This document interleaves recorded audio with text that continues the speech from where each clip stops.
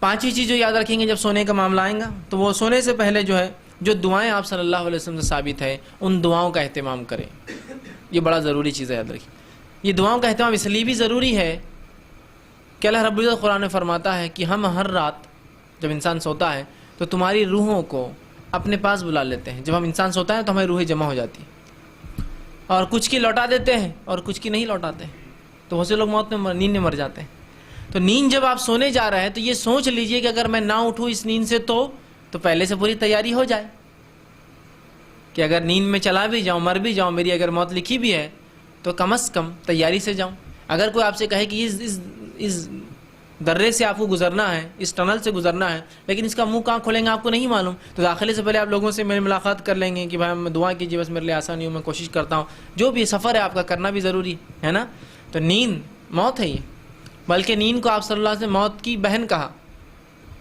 اور واقعی میں نیند موت کی قسمی ہے نا، کیا انسان کو پتا. اور ہماری روحیں جمع ہو جاتی ہیں اور اللہ جس کی چاہتا ہے واپس بھیجتا ہے ہر روز اور جس کی چاہتا ہے جمع کر لیتا ہے. تو صبح اٹھتا نہیں پھر.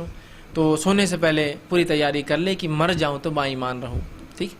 جس میں نبی اکرم صلی اللہ علیہ وسلم سونے سے پہلے جو اذکار کرتے ہیں اس میں صحیح بخاری اور صحیح مسلم کی روایت ہے. آپ صلی اللہ علیہ وسلم جب سوتے تو سونے سے پہلے یہ پڑھتے 33 بار سبحان اللہ، 33 بار الحمدللہ اور 34 بار اللہ اکبر.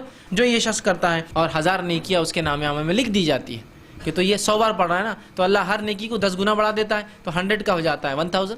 1000 نیکیاں بھی مل جاتی. کتنا بڑا فائدہ ہے. تو سونے سے پہلے نبی اکرم صلی اللہ علیہ وسلم یہ پڑھتے ہیں.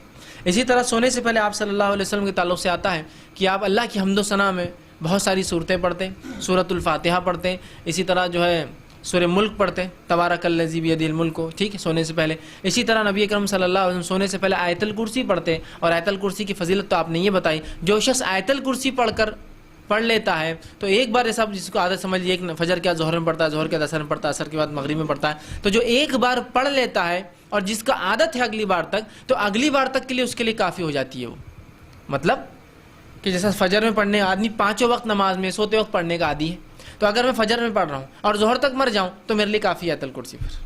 اور اگر ظہر میں پڑھنے کی عادی ہوں، ظہر کے بعد مروں عصر کے بیچ میں، تو پھر وہ میرے لیے کافی ہے.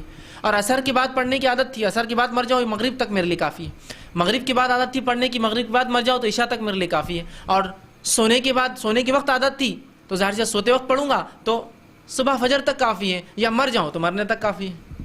تو کفایت کر جاتی ہے یہ صورت. اسی طرح آپ صلی اللہ علیہ وسلم سورہ فلق، سورہ ناس پڑھتے، سورہ کافرون پڑھتے. اسی طرح آپ سورہ بقرہ کی آخری 2 آیتیں تلاوت کرتے، آمن الرسول بما انزل الیہ من ربہ والمؤمنون 285 اور 286. ٹھیک.